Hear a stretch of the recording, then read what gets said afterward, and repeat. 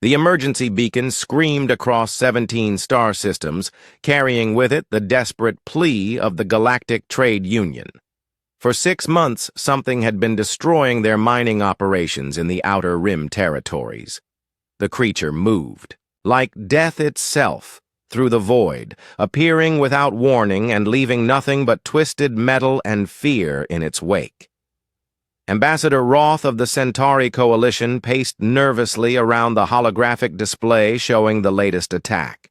The mining platform on Kepler 7 had been completely dissolved, its hull eaten away by some kind of acid that defied all known chemical analysis. Worse still, the few survivors spoke of a nightmare that seemed to bend space itself, a thing that existed between dimensions and fed on starlight.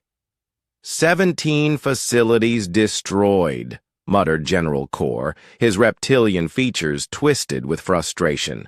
Our best warriors refuse to even attempt the hunt. The death rate is 100% for anyone who gets within scanning range of the creature. Dr. Neela, the Union's chief xenobiologist, studied the fragmentary data they had managed to collect. The energy signatures are unlike anything in our databases. Whatever this thing is, it doesn't follow conventional physics. Our weapons pass right through it, but its attacks are devastatingly real. The debate had raged for weeks. Some wanted to abandon the entire sector, others pushed for increasingly desperate military solutions. But every proposal ended the same way, with the grim acknowledgement that they were dealing with something beyond their understanding. What about the humans? The suggestion came from Trade Coordinator Vex, whose species had dealt with humanity's merchant fleet for the past decade. They have an unusual reputation when it comes to dangerous creatures. A ripple of uncomfortable silence passed through the assembly. Humans were still newcomers to galactic civilization, having achieved faster-than-light travel only recently. But stories about them had begun circulating through trading posts and diplomatic channels. Strange stories about humans who seemed to have an inexplicable ability to communicate with hostile alien life forms. Humans are primitive, scoffed General Kor. What could they possibly accomplish that our advanced military forces could not? Dr. Neela pulled up the human contact files. Actually, their biological survey teams have solved several similar problems for other species. There was the incident on Proxima Station where they somehow convinced a swarm of void wasps to relocate peacefully. And the situation with the crystalline entity on Tau Ceti. They turned it from a planet killer into a willing research partner. Those were flukes, General Kor insisted. Random luck, nothing more. Trade Coordinator Vex shook his head. I've dealt with human traders extensively. They approach problems differently than we do. Where we see threats to be eliminated, they see puzzles to be solved. It's unsettling, but effective. The debate continued for hours, but eventually, desperation won out over pride. The Union had lost too much to let conventional thinking guide their decisions. If the humans had even a small chance of success where everyone else had failed, it was worth the risk. The message found Tom Walker 3 days into a routine cargo run between Earth and the agricultural colonies of Wolf 359. His ship, the Merchant, Vessel Wanderer, was nothing impressive, just a converted mining hauler with upgraded life support and a small crew of 4. But Tom had built a reputation as someone who could handle unusual situations with patience and creativity. "Boss, you need to see this," called out his engineer, Pete, from the communication station. "We just received a priority message from the Galactic Trade Union. They're offering us a contract worth more money than we've made in the past 5 years combined." Tom reviewed the message with growing interest. The Union wanted him to investigate a creature that had been attacking their mining operations. They called it the Void Stalker, and from their description, it sounded like something that existed, partially outside normal space-time. The fragmentary visual records showed a massive being that seemed to flow like liquid shadow through the vacuum, its form constantly shifting between states of matter. They want us to kill this thing? Asked Lisa, his pilot, reading over his shoulder. Actually, the contract just says, neutralize the threat, Tom corrected. That could mean a lot of different things. His medic, Dr. Ray, frowned at the energy readings included in the file. Tom, this creature appears to be feeding directly on stellar radiation. That suggests a completely alien biology. We have no idea if conventional weapons would even affect it.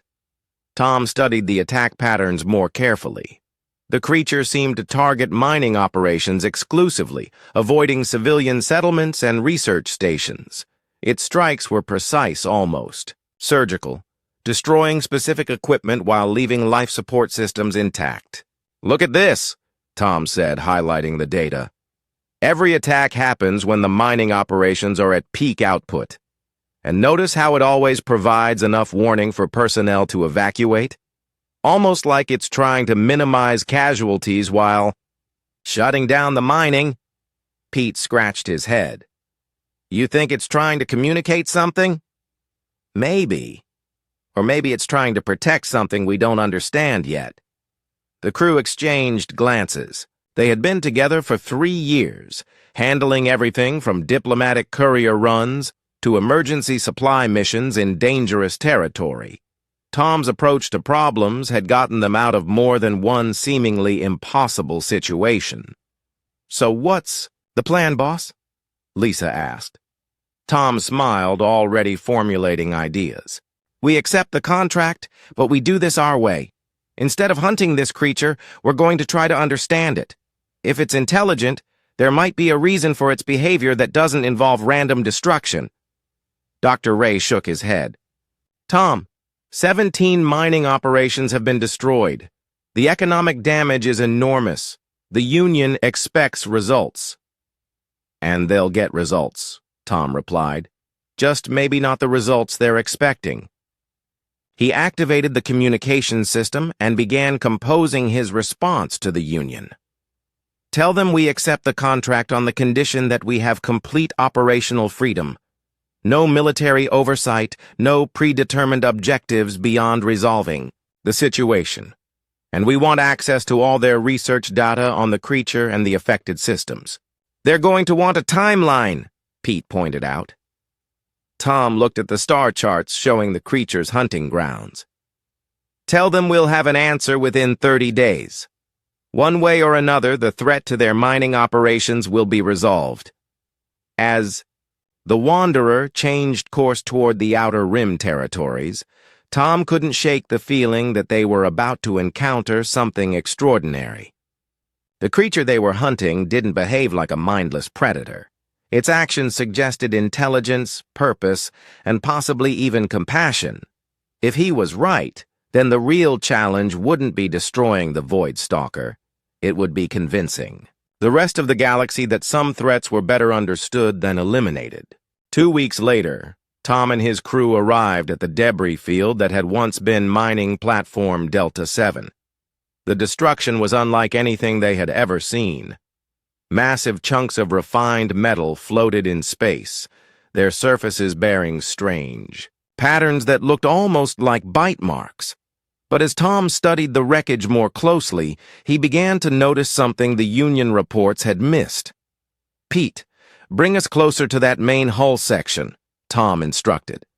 I want to get a better look at those damage patterns. The Wanderer maneuvered carefully through the floating debris. As they approached the largest piece of the destroyed platform, Dr. Ray began taking detailed scans of the unusual markings on the metal. This is fascinating, Dr. Ray reported. The metal wasn't dissolved by acid like the Union reported. It was restructured. The molecular bonds have been carefully separated and reformed. This kind of precision would require incredibly advanced technology. Lisa piloted them around the debris field, following Tom's directions as he mapped the destruction pattern. Boss, look at this.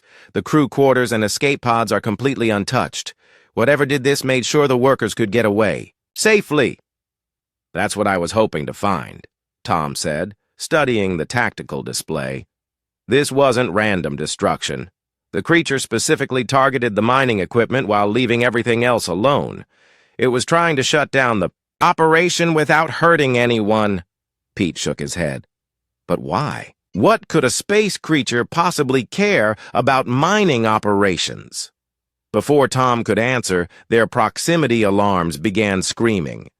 The space around them started to shimmer and bend, as if reality itself was being twisted. Then, gradually, something began to materialize out of the void. It was beautiful and terrifying at the same time. The creature was massive, easily the size of a small space station, but it moved with fluid grace that defied its bulk. Its body seemed to be made of living starlight, constantly shifting between different states of matter.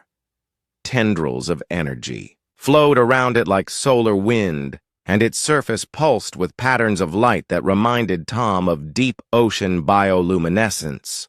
"Holy stars," whispered Lisa. "It's gorgeous." The creature noticed their ship immediately, turning what might have been a head in their direction. Tom found himself looking into eyes that seemed to contain entire galaxies, ancient and intelligent and infinitely sad. "It's not attacking," Dr. Ray observed, monitoring their sensors. "In fact, it seems curious about us." Tom made a decision that would have horrified any military commander. He opened a communication channel and began broadcasting on all frequencies. "Hello, we're not here to hurt you. We just want to understand." The response was immediate. The creature's light patterns shifted, becoming more complex and rhythmic. It was trying to communicate. "Pete, can you analyze those light patterns? See if there's any mathematical structure to them?" His engineer worked frantically at the computer. "Station. Boss, this is incredible. The patterns are based on prime number sequences, geometric progressions, even the mathematical constant pi. This thing is definitely intelligent." Tom smiled, feeling a surge of excitement. "Can we respond? Send back the same patterns?" Pete programmed their external lights to flash in the same mathematical sequences the creature had used. The response was immediate and enthusiastic. The creature's entire body began pulsing with waves of brilliant color, like cosmic aurora dancing through space. Over the next several hours, Tom and his crew worked to establish basic communication with the being they had been sent to destroy. The creature, who somehow conveyed that its name was something like a harmonic vibration that Pete translated as stellar, was not from this galaxy at all. Through patient exchange of mathematical concepts and simple imagery, Stellar explained its situation. It belonged to a species of deep space nomads who lived in the void between stars, feeding on cosmic radiation and helping to maintain the stability of space-time itself. Stellar had been separated from its family group during a gravitational storm and had been alone for over 3 years. The mining operations, Tom realized, watching Stellar demonstrate how it absorbed energy from nearby stars. They're interfering with its ability to navigate, like static blocking a radio signal. Stellar confirmed this with excited pulses of light. The mining platforms were disrupting the cosmic radiation patterns that its species used to communicate across interstellar distances. Every time Stellar tried to call out to its family, the industrial equipment created electromagnetic interference that drowned out its signal. So it was trying to shut down the mining to clear the communication channels, Dr. Ray said. It wasn't attacking at all. It was trying to phone home. The revelation changed everything. Tom realized they weren't dealing with a monster, but with a lost child trying desperately to find its way back to its family. The attacks on mining platforms had been acts of desperation, not aggression. "Stellar, can you show us where your family might be?" Tom asked, using the light pattern language they had developed.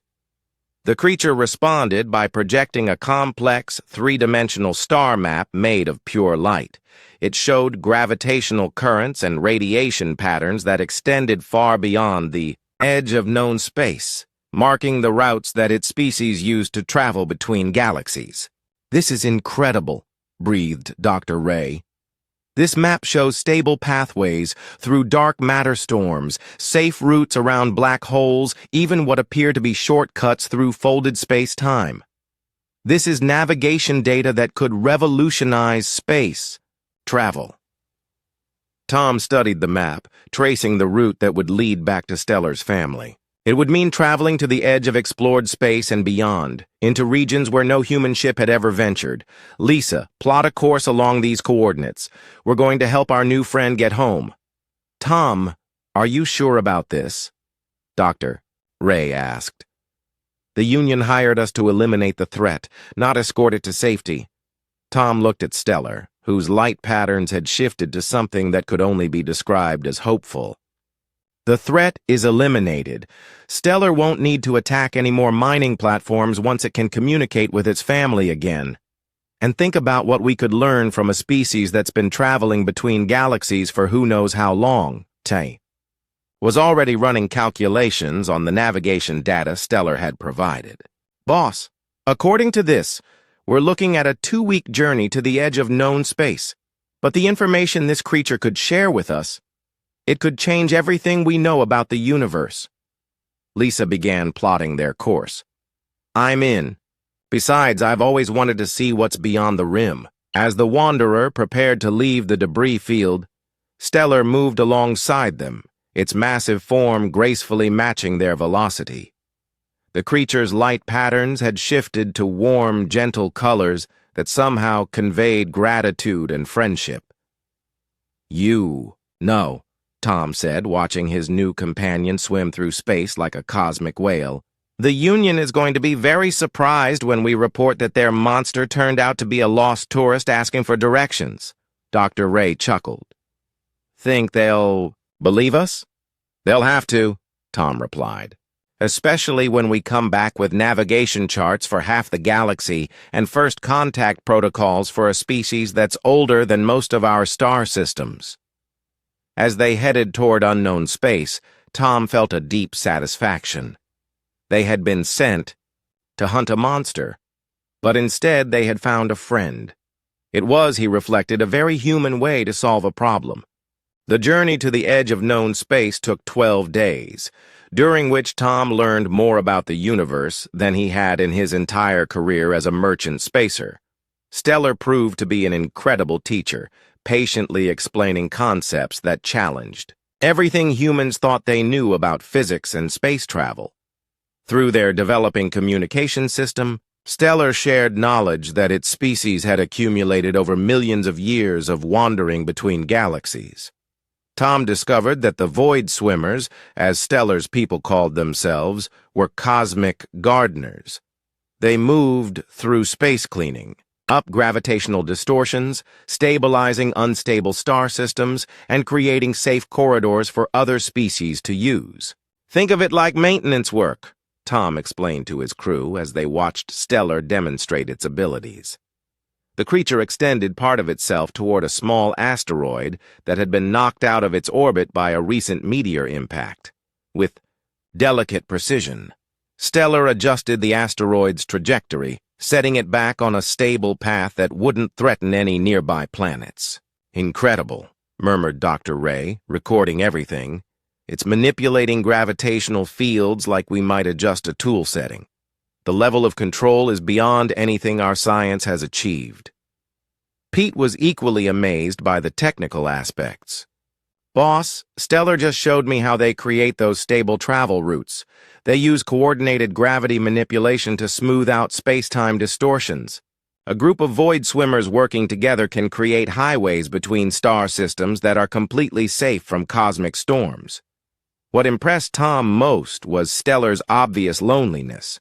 Despite its incredible abilities and vast knowledge, the creature was essentially a social being separated from its community. Through light patterns and harmonic vibrations, Stellar shared memories of swimming through space with dozens of its kind, their combined efforts creating spectacular displays that could be seen across entire star systems. "Your people work together like a symphony," Tom observed. watching Stellar project holographic memories of its family group moving in perfect coordination through a nebula, their combined light creating patterns of indescribable beauty. Stellar's response was a wave of melancholy blues and purples that needed no translation. The creature missed its family desperately and had been trying to find them for over 3 years without success. Their destination was a region beyond the galactic rim where gravitational currents and cosmic radiation patterns suggested the presence of other void swimmers. According to Stellar, this was a common gathering place where separated family members could find each other. There, Stellar indicated as they dropped out of hyperspace at the coordinates it had provided. Family seeks here. Tom looked out at what appeared to be completely empty space, but Stellar's excitement was palpable. The creature's light patterns had shifted to brilliant golds and whites, and it was producing harmonic vibrations that their instruments detected across multiple frequencies. "I don't see anything," Lisa said, scanning the area with their most sensitive equipment. "Wait," Dr. Ray called out, studying his readings. "I'm detecting massive gravitational anomalies throughout this region. Something very large is out there, but it's not showing up on our visual sensors." Then, as if responding to Stellar's call, they began to appear. First one, then 3, then 7 magnificent beings materialized from their camouflaged state, each unique in size and color pattern, but unmistakably of the same species as Stellar. The reunion was breathtaking. The void swimmers surrounded Stellar in a complex dance of light and sound, their combined display creating aurora-like effects that painted space in brilliant colors. Tom and his crew watched in awe as the creatures communicated in their complex, harmonic language, sharing experiences and emotions with an intimacy that transcended anything humans had ever witnessed. "It's like watching a family reunion written in starlight," whispered Lisa. But the celebration was interrupted when Stellar's family noticed the human ship. The other void swimmers' patterns shifted to warning colors, and Tom felt their vessel being gently but firmly held in place by gravitational fields. "They're protecting Stellar," Tom realized. "They don't know if we're a threat." Stellar quickly intervened, its patterns shifting to what had become their standard explanatory sequences. The creature was telling its family about the humans who had helped instead of harmed, who had chosen understanding over violence. The response from the other void swimmers was immediate curiosity. One by one they approached the Wanderer, their patterns shifting through complex sequences that Pete identified as questions about human society, technology, and intentions. "I think they want to know if all humans are like us," Dr. Ray observed, as the creatures continued their light-based conversation. Tom activated their external displays and began sharing human knowledge, art, and scientific achievements.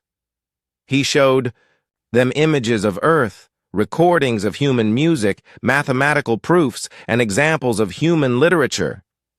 The void swimmer's response was enthusiastic recognition of intelligence and creativity. Then Stellar did something unexpected. It projected a complex pattern that included detailed star charts, gravitational maps, and what appeared to be contact information for dozens of other intelligent species throughout the galaxy. "They're offering to share their knowledge," Pete said, his voice filled with awe. "Star maps, safe travel routes, and contact protocols for species we've never even heard of." The eldest of the void swimmers, a creature whose light patterns suggested vast age and wisdom, approached their ship directly. Through Stellar's translation, it communicated an offer that would change the course of human civilization. The void swimmers wanted to establish formal contact with humanity. They had been observing the younger species of the galaxy for millennia, waiting for ones that showed the wisdom and compassion necessary for the responsibilities that came with advanced cosmic knowledge. "They're impressed with how you handled the situation," Stellar translated. Most species either flee from us in terror or attack us out of fear. You chose to communicate and help. This shows the kind of thinking necessary for cosmic citizenship. Tom felt the weight of the moment. The decision he made here would affect not just his crew, but potentially all of humanity's future in the galaxy. What exactly are they offering? He asked. Through Stellar, the elder void swimmer explained. Humanity would be invited to join what they called the Cosmic Maintenance Collective, a loose alliance of species that work together to maintain stability throughout the galaxy. In exchange for helping monitor and protect cosmic infrastructure, humanity would receive access to advanced navigation technology, early warning systems for cosmic disasters, and introduction to other member species. It's like being invited to join the universe's maintenance crew, Dr. Ray said. The responsibilities would be enormous, but so would the benefits. Tom looked at his crew, reading the excitement and determination in their faces. Then he looked at Stellar and its family, beings who had spent millions of years caring for the cosmic garden that all life depended on. Tell them humanity accepts, Tom said. But we'll need time to prepare our people and establish proper protocols for this kind of responsibility. The response from the Void Swimmers was a spectacular display of approval, their combined light creating patterns that could probably be seen from several star systems away. As they prepared to return to human space with news that would revolutionize galactic civilization, Tom reflected on how the mission had changed. They had been sent to destroy a monster and instead had discovered a new family for humanity among the stars. You realize, Pete said, watching Stellar and its family perform their complex light symphony. We're going to have to completely rewrite the textbooks on everything from physics to philosophy. Tom smiled, already imagining the chaos their report would cause in scientific and political circles throughout human space. Good. It's about time we learned that the universe is a much more interesting place than we thought. The emergency session of the Galactic Trade Union had been going on for 6 hours, and Ambassador Roth was beginning to wonder if his translation software was malfunctioning. Tom Walker sat calmly in the center of the circular chamber, occasionally glancing at the massive viewport where Stellar waited patiently just outside the station's defensive perimeter. Let me understand this correctly, General Kor said, his voice tight with controlled anger. You were hired to eliminate a threat to our mining operations. Instead, you befriended it? The threat has been eliminated, Tom replied evenly. Stellar will no longer attack your mining platforms because it no longer needs to. We've solved the communication problem that was causing the incidents. Trade Coordinator Vex leaned forward, studying the holographic displays showing Stellar's peaceful interaction with the station. Captain Walker, our reports indicate that this creature destroyed 17 industrial facilities. The economic damage is in the billions of credits. Because you were unknowingly blocking its ability to contact its family, Tom explained. Imagine if someone kept jamming your communication systems every time you tried to call home. Eventually, you'd do whatever it took to clear the interference. Dr. Neela, who had been quietly reviewing the data Tom had provided, finally spoke up. The gravitational maps and radiation charts this creature has shared with us. If they're accurate, they could revolutionize space travel. The safe passages it's identified could cut travel time between systems by up to 60%. That's assuming we can trust information from a creature that's been terrorizing our colonies, General Kor snapped. Tom activated his portable display, showing the detailed scans his crew had taken during their journey. The information checks out. We've already used several of the navigation routes Stellar provided, and they're not only safe but incredibly efficient. This species has been maintaining cosmic infrastructure for millions of years. They know what they're doing. Ambassador Roth studied the star charts with growing amazement. These routes pass through regions we've always considered too dangerous to explore. Dark matter storms, gravitational anomalies, unstable star systems. But according to this data, there are safe corridors through all of them. The void swimmers created those corridors, Tom explained. They've been working for eons to make space travel safer for everyone. The mining operations were accidentally disrupting their maintenance work, which is why Stellar had to shut them down. The implications were staggering. If Tom was telling the truth, then the trade union had been inadvertently interfering with cosmic maintenance systems that protected all spacefaring life in the galaxy. "You mentioned other species," Dr. Neela said, reading through Tom's report. "This creature claims to know contact protocols for civilizations we've never encountered?" Tom nodded. "The void swimmers have been traveling between galaxies since before most of our species developed written language. They've cataloged thousands of intelligent civilizations and maintained diplomatic relations with many of them. Stellar's family group has offered to provide formal introductions." "Introductions to whom?" Ambassador Roth asked. "Over 40 spacefaring species in this galaxy alone, plus contact information for civilizations in Andromeda and the Magellanic Clouds. The Void Swimmers serve as informal ambassadors and peacekeepers throughout local galactic space." The silence that followed was profound. The trade union represented fewer than 20 species, and they had considered themselves one of the primary powers in their region of the galaxy. The idea that there were dozens of other civilizations they had never even heard of was both exciting and terrifying. General Core was the first to recover. "Captain Walker, assuming any of this is true, what exactly are these void swimmers proposing?" Tom consulted his notes. "They want to establish formal relations with the trade union and introduce us to the Cosmic Maintenance Collective. It's an alliance of species that work together to maintain galactic infrastructure and prevent cosmic disasters." "What would that involve?" Trade Coordinator Vex asked.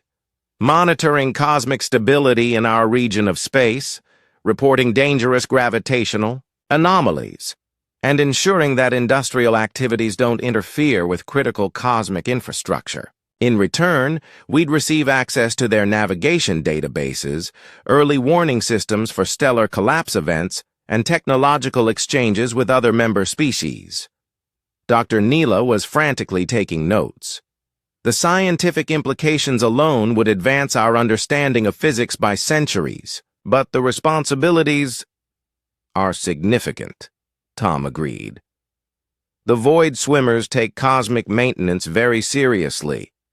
Any species that joins the collective has to prove they can balance industrial development with cosmic stability." Ambassador Roth looked around the chamber, reading the expressions of his fellow council members. The fear and anger were giving way to curiosity and cautious excitement. "Captain Walker, you mentioned that this creature wants to serve as an ambassador. What would that entail?" "Stellar has volunteered to act as a permanent liaison between the trade union and the void swimmers. It would help monitor cosmic conditions in Union space and provide early warning for any problems. In return, the Union would need to establish protocols to prevent future interference with void swimmer operations." General Core made a sound that might have been laughter. "So the creature we hired you to kill wants to become our diplomatic advisor?" "Among other things, yes. Stellar is particularly interested in human problem-solving methods. Its family group was impressed that we chose communication over violence, and they want to study our approach to interspecies relations. The idea was absurd, revolutionary, and somehow perfectly logical all at once. Tom had turned what should have been a simple extermination contract into the most significant diplomatic opportunity in galactic history. "There's something else," Tom added. "The void swimmers have identified several other regions where industrial activity is creating cosmic instabilities. If the Union agrees to work with them, they can help prevent disasters that would make the mining platform attacks look minor by comparison." He activated another display, showing gravitational anomaly maps for Union space. According to their analysis, the mining operations in the Kepler system are creating a cascade effect that could lead to stellar collapse within 5 years. They want to help us relocate those operations to safer areas before it's too late, to the thaw. Revelation sent shock waves through the chamber. The Kepler system contained 3 major colonies and was one of the Union's most productive regions. Dr. Neela studied the data with growing alarm.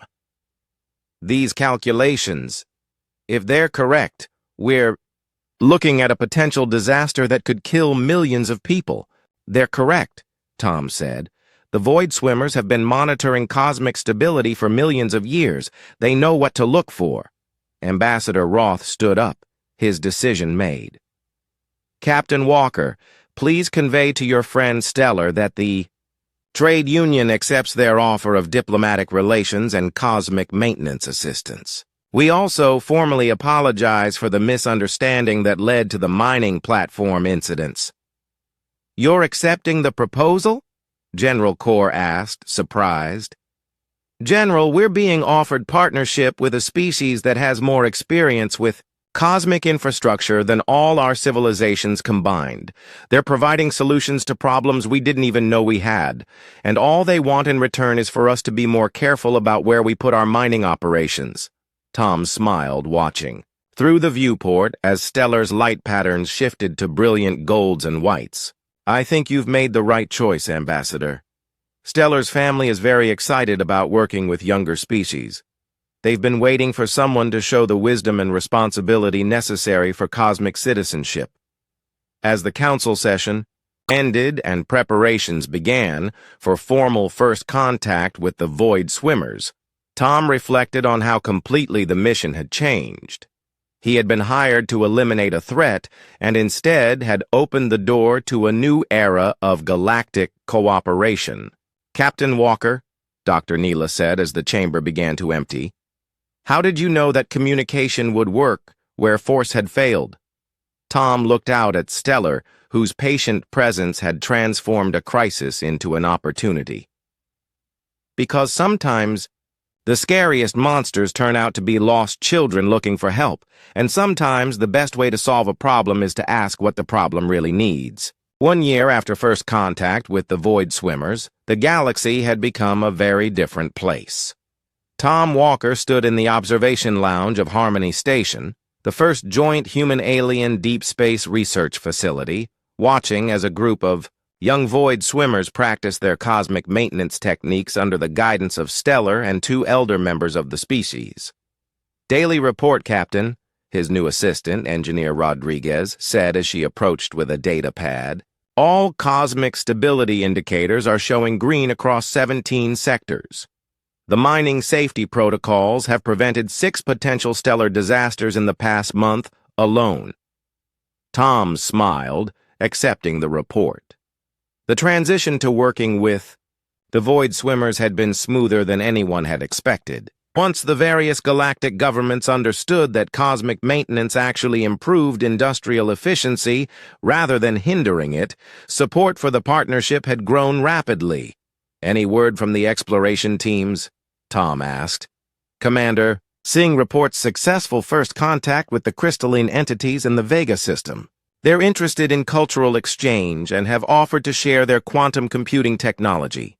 And Lieutenant Park has established preliminary communication with the gas giant dwellers near Alpha Centauri. Tom shook his head in amazement. In just 1 year, the number of known intelligent species had tripled thanks to introductions provided by the Void Swimmers. Each new contact brought fresh perspectives on science, philosophy, and the art of living in harmony with cosmic forces. Through the massive viewport, he watched Stellar approach the station, its bioluminescent patterns bright with what Tom had learned to recognize as excitement. The creature that had once been considered a galaxy-threatening monster was now one of the most respected ambassadors in known space. Tom, Stellar's translated voice came through the station's communication system. I bring greetings from the Deep Void Council. They wish to discuss the next phase of human integration into cosmic civilization. The Deep Void Council was the governing body of the Void Swimmers, consisting of the oldest and wisest members of the species. Tom had never met them directly, as they spent most of their time in the spaces between galaxies, but their approval carried enormous weight throughout the cosmic community. "What are they proposing?" Tom asked. "The Council has been monitoring human diplomatic activities over the past year. Your species has successfully mediated first contact situations with 7 different civilizations, including 3 that other species had given up on as impossible to communicate with." Tom felt a surge of pride. Humanity's reputation as interspecies. Mediators had grown rapidly once word spread about their approach to the Void Swimmer situation. Other species had begun specifically requesting human involvement in difficult first contact scenarios. The Council wishes to offer humanity a position on the Galactic Stability Board, Stellar continued. This would make your species the youngest ever to be granted such responsibility, but your proven ability to find peaceful solutions to cosmic problems has impressed even the most ancient civilizations. The offer was staggering. The Galactic Stability Board was responsible for monitoring and maintaining cosmic infrastructure across multiple galaxies. Member species coordinated efforts to prevent stellar collapses, manage gravitational anomalies, and ensure that the actions of younger civilizations didn't accidentally destabilize entire star systems. What would this involve? Tom asked, though. He suspected he already knew the answer. Human teams would be assigned to monitor cosmic stability in regions where other species have had difficulty establishing communication with local inhabitants. Your talent for turning potential conflicts into partnerships would be invaluable for preventing the kind of misunderstandings that can lead to cosmic disasters. Tom looked out at the stars, considering the magnitude of what Stellar was proposing. Humanity would go from being a barely known species on the galactic rim to having responsibility for cosmic stability across multiple galaxies. There's more, Stellar added, its patterns shifting to the deep blues that indicated serious communication. The Council has identified a situation that requires immediate attention. A cluster of civilizations in the Andromeda Galaxy has been isolated by cosmic storms for over 2 million years. The storms are finally dissipating, and these species are about to re-enter galactic civilization. Why is that a problem? Tom asked. 2 million years of isolation has allowed them to develop along completely different paths. Their technology, social structures, even their basic understanding of physics may be incompatible with current galactic civilization. Without careful mediation, their re-emergence could cause chaos throughout Andromeda and potentially threaten the stability of the local group. Tom felt his pulse quicken. This was the kind of challenge that had drawn him to space exploration in the first place. What does the Council want us to do? They want you to lead a joint diplomatic mission to Andromeda. Your team would include representatives from several species, but humans would serve as primary mediators. The goal would be to ease these isolated civilizations back into galactic society while preventing any conflicts that might arise from cultural or technological misunderstandings. Engineer Rodriguez whistled softly. Captain, that would be the longest-range diplomatic mission in human history. We'd be traveling farther from Earth than any human has ever gone. The Void Swimmers would provide transportation through their deep space routes, Stellar explained. The journey would take approximately 3 months, but you would have access to navigation systems and safety protocols that have been tested over millions of years. Tom thought about his crew, scattered across various assignments throughout human space. Pete was currently teaching cosmic engineering at the new Interspecies Technical Institute. Lisa had been promoted to captain of her own exploration vessel. Dr. Ray was serving as chief medical officer for the Galactic Health Initiative. I would want my original crew for this mission, Tom said. Pete, Lisa, and Dr. Ray have experience with unusual first contact situations. Already approved, Stella replied, its patterns brightening. The Council specifically requested that the team responsible for the original Void Swimmer contact lead this mission. Your collective approach to problem-solving has become legendary among the ancient species. Tom smiled, remembering their first encounter with Stellar in the debris field of a destroyed mining platform. It seemed like a lifetime ago, though it had been less than 2 years since that frightened, lonely creature had been labeled as a galaxy-threatening monster.